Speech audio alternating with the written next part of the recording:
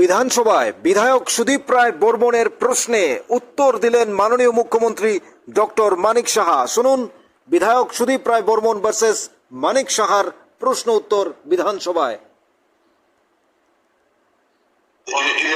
না আমি প্রশ্ন হয়েছে কত প্রফেসরের রেশিও কত কলেজে কত প্রফেসর আছে প্রশ্ন করে তাই না, এটা হচ্ছে ভ্যাকেন্ট পোস্ট পদ শূন্য।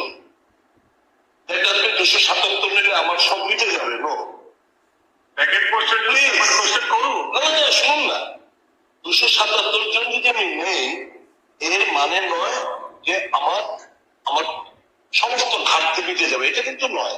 This R vacant post. আমার বক্তব্য হচ্ছে যে স্টুডেন্ট এবং টিচার যে রেশিও আনুপাতিক হারে আমাদের কি পরিমাণ শিক্ষক শিক্ষিকা কম এই হায়ার এডুকেশন গুলোতে কলেজগুলোতে, এটা দয়া করে জানাবেন কি। নিশ্চয়ই আপনি যখন উত্তরটা দিচ্ছেন এই মুহূর্তে কতজন গেস্ট লেকচারের মাধ্যমে বিভিন্ন কলেজে এটা পঠন পাঠন চলছে। আপনি তো They are performing, they are discharging their duties on their behalf. You might be having that data. একটা কোশ্চেন এটাই তো কোশ্চেন স্যার। না একটা কোশ্চেন রিলেটেড আপনি ধরো 3-4টে কোশ্চেন এখানে এস্টাবলিশ করতে চান, এগুলো সেপারেট কোশ্চেন হবে, তখন সেপারেট আনসার দিতে পারেন।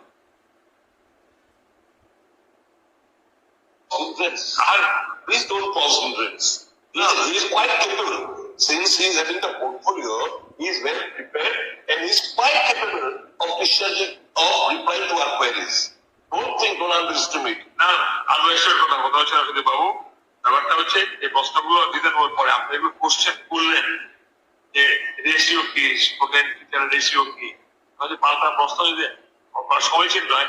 কোন চলছে স্টুডেন্ট রেশিও, ফ্যাকাল্টি রেশিও। ঠিক আছে, দেখুন আমার সেপারেট কোশ্চেন ভালো মাননীয় মুখ্যমন্ত্রী মহোদয়।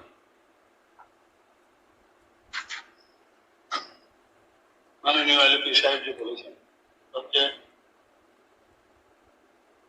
অর্থ দপ্তরের একটু অনুমোদন লাগবে, এটা প্রসেস, তারপর আসবে এটা ক্যাবিনেটে আলোচনার সাথে। এটাই তো নিয়ম, আপনারাও ছিলেন, এটাই তো হবে, এটা ছাড়া তো সম্ভব নয়। আমি তো বললাম এখানে কতটা শূন্য পদ আছে সেই বিষয়ে এখানে পরিষ্কার ভাবে ট্রান্সপারেন্সির মাধ্যমে এখানে বলা। এখানে রেশিও নিয়ে কথা হচ্ছে। আমাদের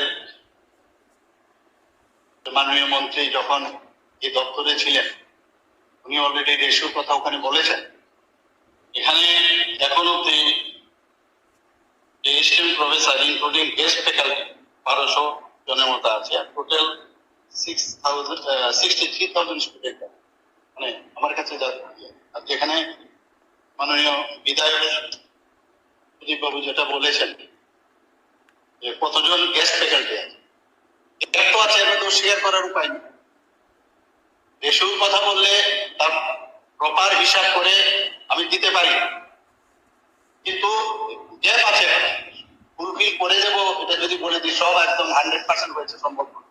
তারপরেও প্রায় 612 জন গেস্ট লেকচার এই যে গ্যাপটা হচ্ছে তার জন্য তারা কিন্তু সব আর মানে 277 জন না, তার মানে যেহেতু গ্যাপ রয়েছে 600 কত বললেন, 612 জন। এই ঘাটতি রয়েছে বলে তো গেস্ট লেকচারার দিয়ে এগুলো পঠন চলছে। এখানে প্রফেসর, অ্যাসিস্ট্যান্ট প্রফেসর কিংবা অ্যাসোসিয়েট প্রফেসর নেই, অ্যাসিস্ট্যান্ট প্রফেসর নেই বলে তো এখানে আপনার এই গেস্ট লেকচারার, তার মানে 277 জায়গায় 612। উত্তরটা কিন্তু আমি পেয়ে গেলাম। এই ঘাটতি পূরণ করার জন্য মাননীয় আমার দপ্তরের মন্ত্রীর কাছে আমার বিনম্র অনুরোধ থাকবে, যারা অ্যাপয়েন্টেড ম্যাথ সেট এবং পিএইচডি পাস হোল্ডাররা বসে রয়েছে এবং একটা সময় যখন ছিল না ম্যাথ সেট পিএইচডি পাস করা, তখন পোস্ট গ্রাজুয়েট টিচার দিয়ে কিন্তু আমরা কলেজের একটা বিশাল পরিমাণ শিক্ষক শিক্ষিকা পোস্ট গ্রাজুয়েট টিচার হিসেবে সেখানে পঠন পাঠন চলছে।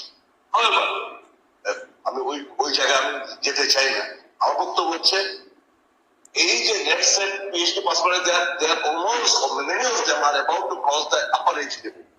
Today probably in one of them, better than today 2-3 days earlier, health department related একটা অ্যাডভার্টাইজমেন্ট হয়েছে টিপিএসসি দ্বারা, ওখানে আপার এজ লিমিট 50 ইয়ার্স করা হয়েছে। আমার বক্তব্য হচ্ছে whether the government will be considering to have relaxation on upper age limit, because these are qualified talented guys of our state who are on the verge of crossing the upper age limit. This is because of our fault, delaying process. Delaying process is costing very serious this thing upon our talented guys of the state. আমার বক্তব্য হচ্ছে যে এই জায়গায় আপনি এই upper age limit যারা net set এবং পিএইচডি পাস হোল্ডার রয়েছে তাদের বেলা এজ রেস্ট্রিকশন করবে। দেখুন এই বিষয়টা তো দেখবো, নো ডাউট, তাতে ওরাও চান্স পায়, কে চায় যে ওরা নিশ্চয়ই আমরা দেবো। পরবর্তী স্যার না এই কোশ্চেন হয়ে গেছে স্যার, যেটা বলবো না ভেরি ইম্পর্টেন্ট স্যার, এই সবগুলো অ্যাসেম্বলির সময় প্রশ্ন সবগুলো ইম্পর্টেন্ট, চারটা হয়ে গেছে, please no no no please no. মাননীয় সদস্য সুদীপ রায় মহোদয় শুনলেন সেই বক্তব্য মাননীয় মুখ্যমন্ত্রী ভার্সেস সুদীপ রায় বর্মনের প্রশ্নের উত্তর।